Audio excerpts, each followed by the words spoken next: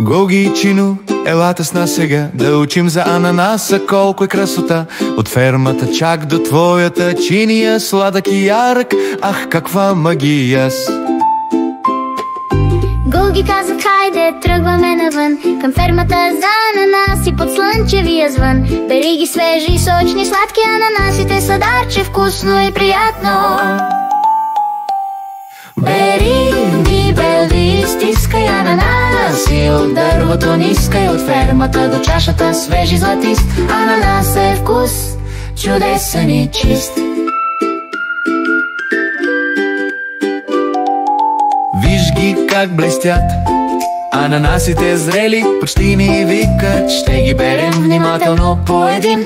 Виж ги, приятелю, красиви до един. Бери ми, белди, стискай ананаси от дървото, нискай от фермата до чашата, свежи златист. Ананас е вкус, чудесен и чист. Сега ме виж, че беля, махам кората, това е умела дело. Чино, вземи ножа, но внимавай много, да белим заедно, лесно е, не е строго. Бери ми, белди, стискай. Сега ще го изтискаме ние. Свеж сок от ананас, ето как става, виж ни добре. Чино, стискай силно, дай всичко от себе си.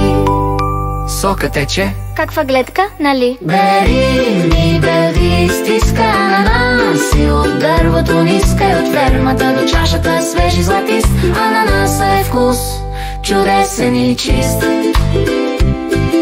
Време е вече да го замразим, сладки ледени близалки да сътворим. Ще смесим сока, малко захар ще сложим, ново приключение днес ще предложим. Бери ми, белди, стискай. Тези близалки са страхотни, Сладки, свежи, за училище са отлични. ние ги направихме, Забавно, лесно, а сега да ги опитаме. нали е прекрасно? Бери ми, белди, стискай, да се насладим на вкуса вълшебен. с Гоги и Чино денят е чудесен. От фермата до сладкия финал, приключението С ананас е идеал.